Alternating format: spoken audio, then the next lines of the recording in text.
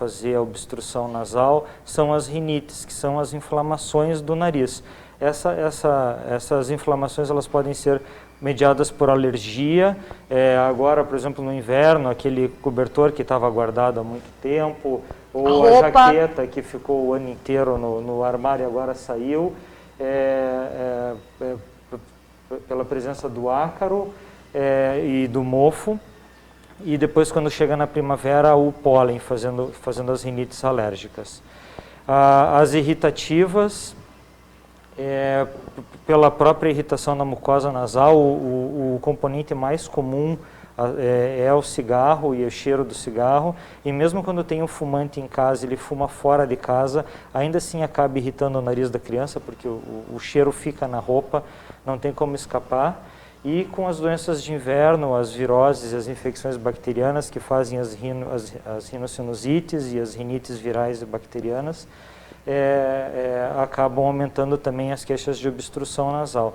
E os tratamentos para isso vão desde medidas simples, como tirar o próprio irritante e lavar o nariz com soro, como para alguma sinusite complicada, apesar de ser raro, a gente pode até chegar a conversar de cirurgia.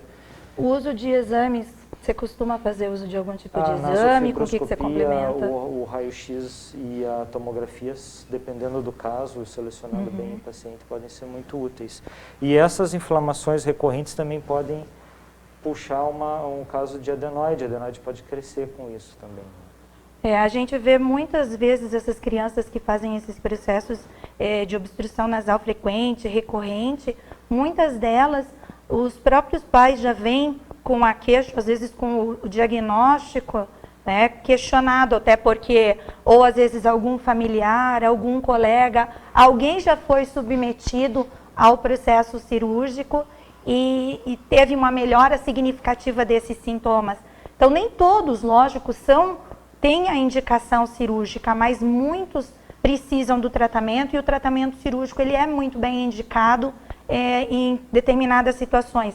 Lembrando que nesses casos de infecção recorrente, até dos próprios quadros de rinocinusite, às vezes a hipertrofia adenoidiana nem é significativa, nem é uma hipertrofia grande, mas por conta do biofilme, da colonização do tecido linfóide, essa criança pode ser suscetível aos processos infecciosos recorrentes, rinossinusites, adenoidites, ter exacerbação de um quadro obstrutivo, mesmo sem ter uma adenoide obstrutiva. Vem um raio-x de cavalo, doutora, mas olha, o raio-x é pequeno, eu fui no médico, outro profissional disse que o raio-x era pequeno, ou no laudo está escrito que a adenoide é pequena.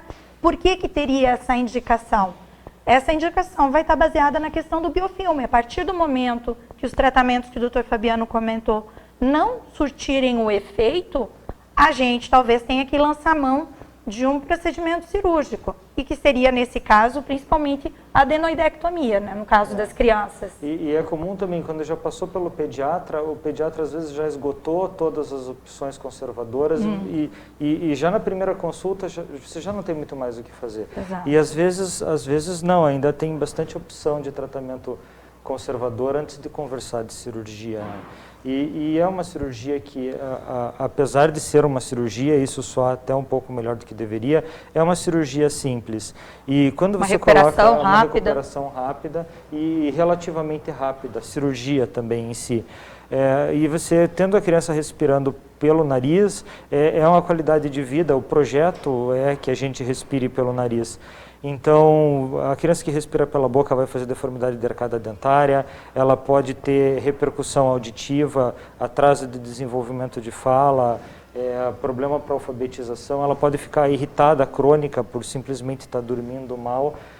E lá na frente você pode precisar, talvez até de uma cirurgia ortognática muito maior, para uma coisa que você teria prevenido com uma cirurgia de adenoide agora. Precoce, né, dentro do aparecimento. Sono, né, a qualidade do sono é muito importante. A gente tem muita pergunta dos pais, mas ele não é muito novo para fazer a intervenção cirúrgica.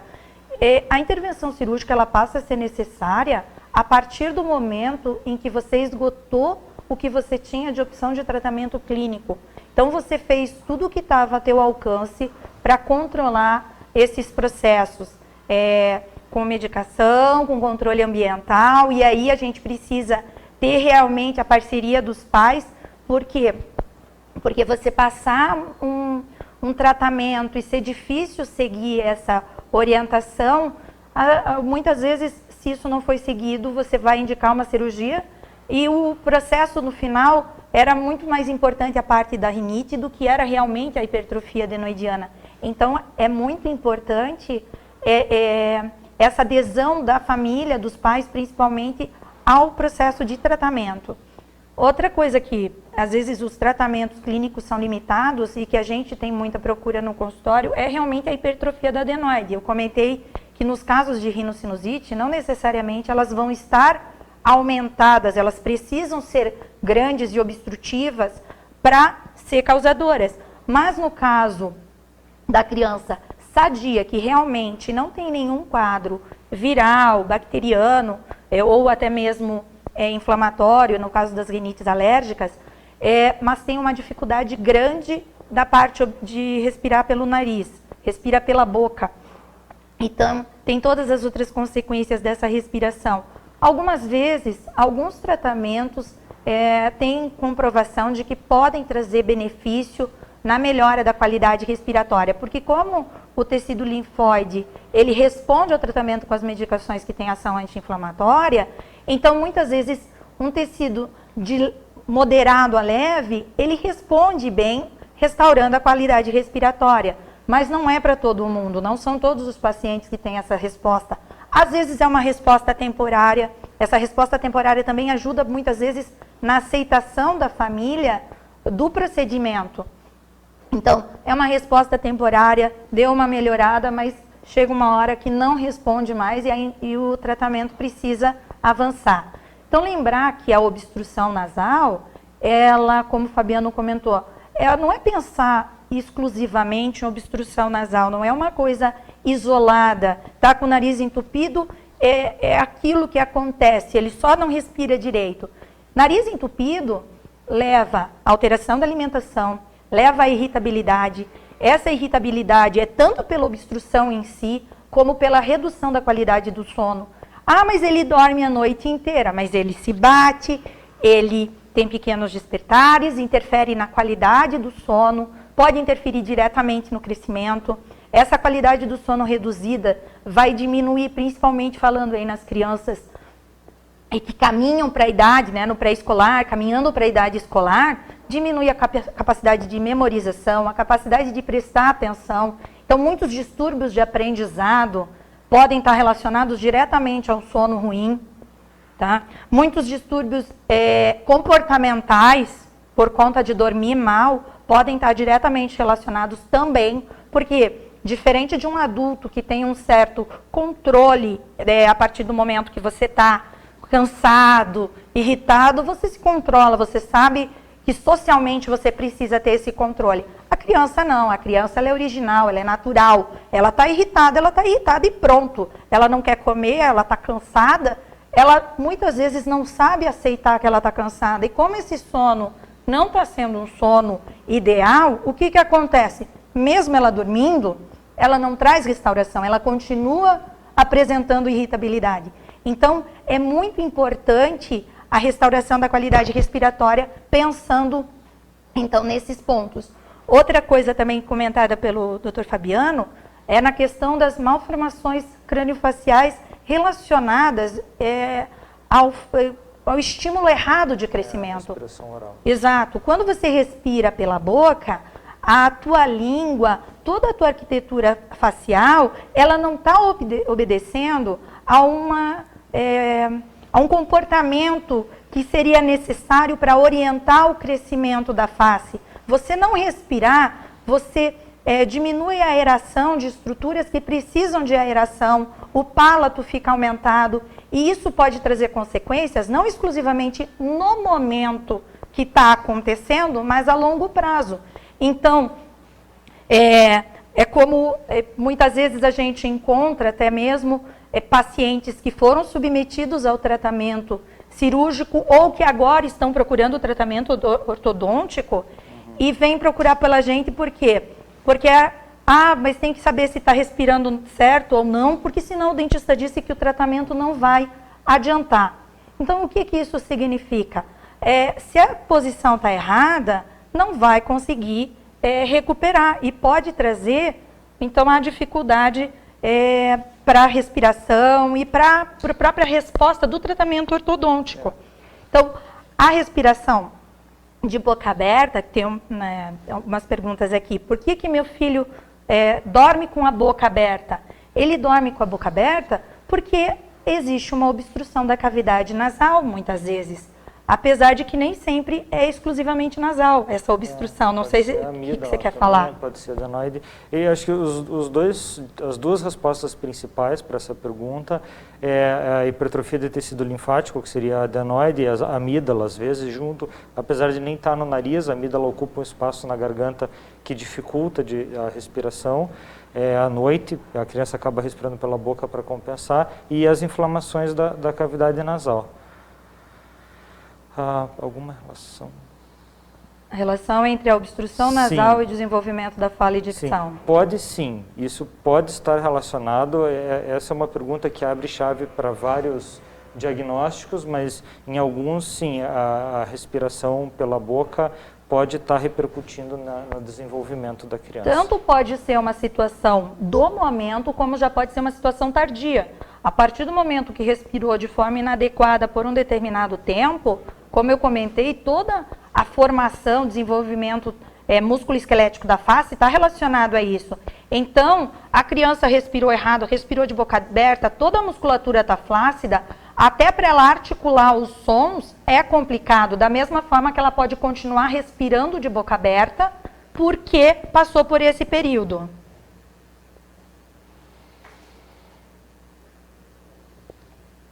Quer responder? Posso? De novo, acho que a resposta para essa pergunta é que as duas principais respostas, o que pode ser quando a criança possui o ronco e sono agitado. As duas principais respostas para isso é rinite e hipertrofia de adenoide. São as duas primeiras coisas que a gente procura. Se no caso de não achar, também passa para as hipóteses mais raras. O que acontece é que quando eu peço geralmente para os pais se colocarem na posição da criança, perguntando, olha, quando você está resfriado, o que acontece com o teu sono? O teu sono é tranquilo? Você acorda descansado? Então, se eu pensar, você está resfriado com o nariz obstruído, como é que é a tua noite de sono? Você não ronca? Você não respira pela boca? Então, normalmente, quando a gente pede para eles se colocarem na posição da criança, fazendo uma associação simples, porque todo mundo um dia já teve um resfriado, um nariz entupido, isso facilita muito na compreensão o porquê o filho respira de boca aberta, dorme de boca aberta, ronca, tá? O porquê o sono é agitado, porque você tenta achar uma posição para melhorar a respiração.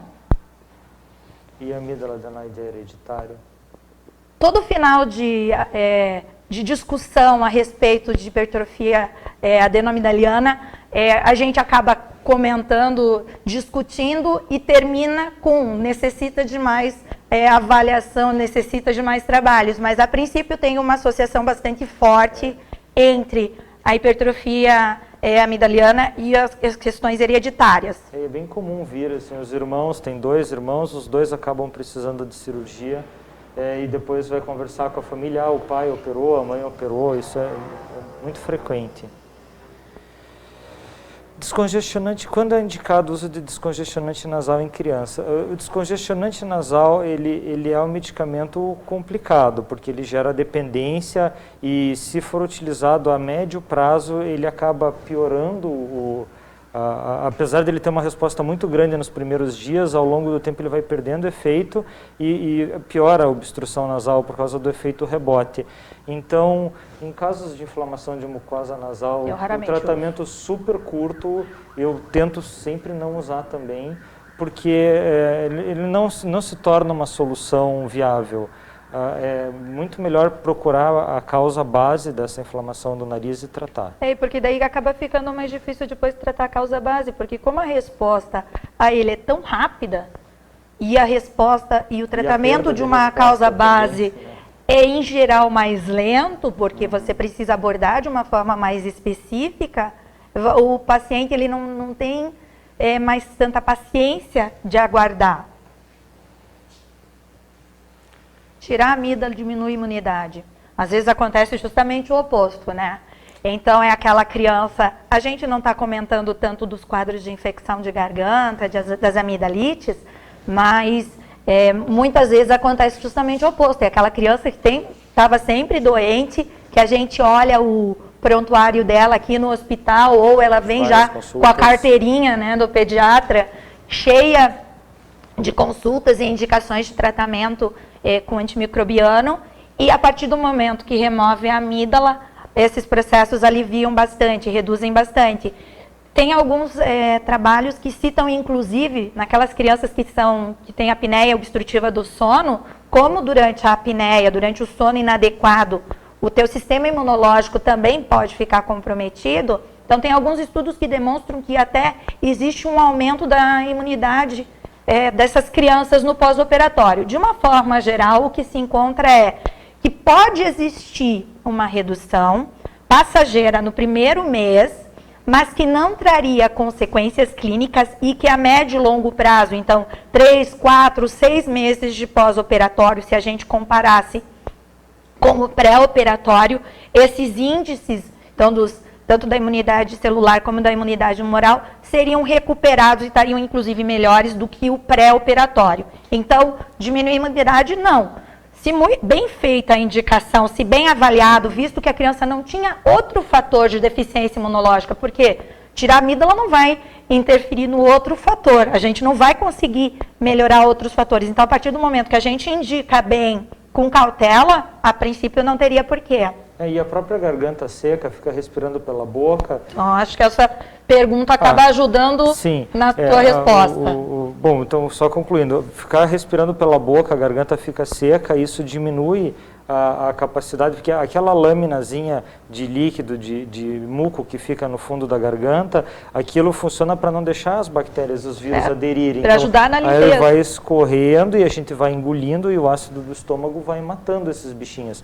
Se está seca a garganta, a bactéria tem oportunidade, ela acaba ficando ali e acaba aumentando o número de infecções. Então, no custo-benefício, você acaba fazendo uma cirurgia, talvez a amígdala tenha alguma função imune, mas o desfecho é positivo. Exatamente. Né? E o uso do soro fisiológico do nebulizador, o soro fisiológico para limpeza de cavidade nasal, então o nariz é um grande filtro e a gente vai respirando e as sujeirinhas e as coisas que causam alergia vão grudando dentro do nariz.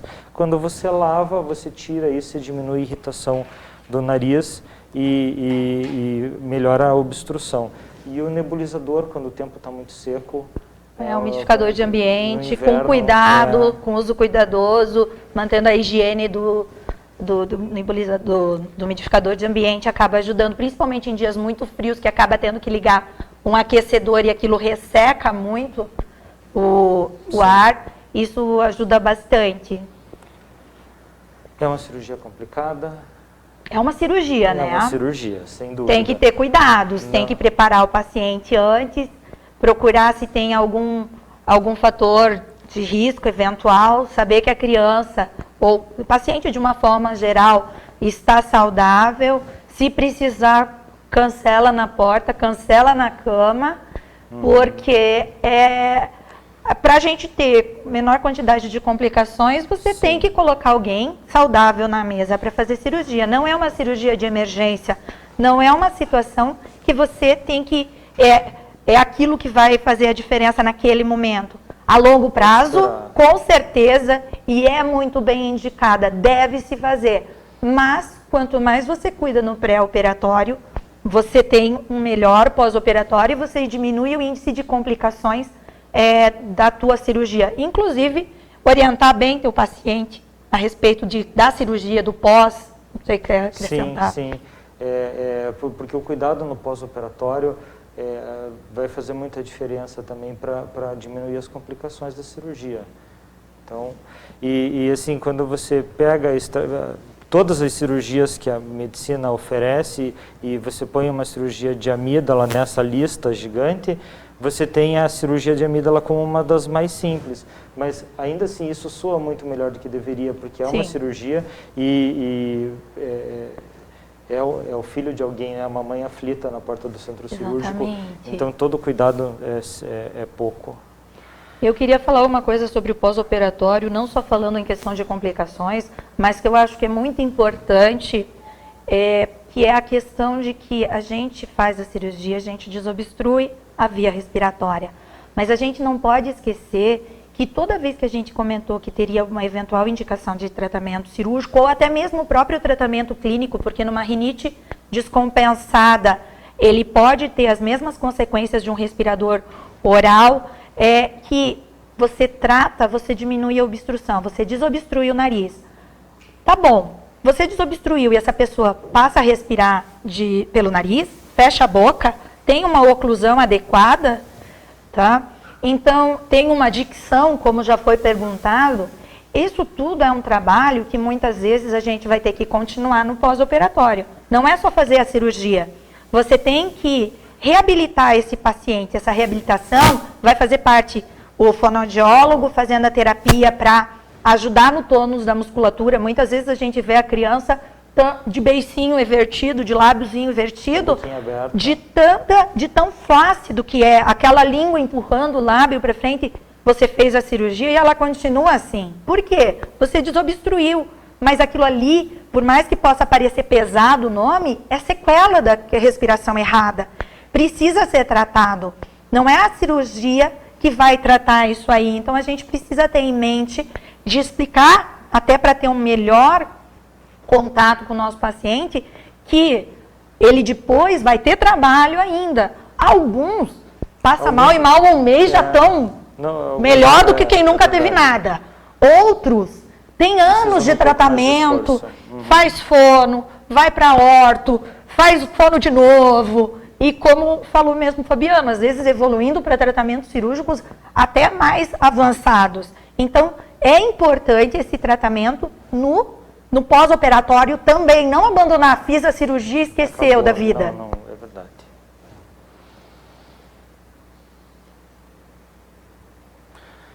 Não, o descongestionante ele não é uma boa ideia para tratar rinite crônica, porque apesar de ser um remédio que dá uma resposta muito rápida, em uma semana ele já começa a perder o efeito e pode terminar a longo prazo piorar. Em dependência e acabar tendo até um efeito rebote piorando a rinite. O ideal é ver qual é a causa dessa rinite crônica e utilizar medicamentos que estabilizem o nariz e tirar a causa base. Bom, então o Hospital Hipo está com atendimento presencial em todas as unidades. Estamos aqui, estamos o dia todo à disposição dos nossos pacientes. Existe uma triagem para facilitar a vida. Aqueles que já sabem, que já têm a consulta marcada, então lembrar que a entrada da Goiás e da João Roberto, que são as entradas de pacientes eletivos. A princípio, a gente deixou a entrada da República Argentina para os pacientes que estão com sintomas, que eventualmente tenham tido contato com com alguém que teve confirmado o Covid ou que está na dúvida, trabalha, está em contato direto com o público. Então, não tem nenhuma história específica, essa triagem é feita pelo pessoal da enfermagem aqui do hospital, aferido temperatura, estamos com o cuidado de que todos entrem de máscara, tentando os horários das consultas espaçar esse horário de consulta. Está dando uma atençãozinha especial agora para o pessoal da parte pediátrica. Então, a otorrino infantil aqui no hospital está tendo um acesso um pouquinho mais específico para que a gente possa ter um bom cuidado das crianças. A gente, além do hospital, tem as outras unidades do hospital, também estão todas abertas, nenhuma está fechada. Eventualmente, se você tiver contato com alguma que está fechada, pode ser alguma unidade nova, então, às vezes já tem a divulgação, mas o serviço ainda não está funcionando, porque é novo. E para aqueles que ou conversam com a gente, sabem da gente, não têm condição de sair de casa, precisam de algum auxílio, tem o serviço do Hipoconecta, né? Que é o serviço de telemedicina, que está associado aqui ao hospital. E a próxima live, que vai ser do grupo de otoneurologia, que vai falar de otorrinolaringologia para idosos, tontura, equilíbrio e zumbido. Vai ser feita pela doutora Patrícia Senz e pelo Dr. Lucas Rezende no dia 23/7, às 11h30 também. Mais alguma?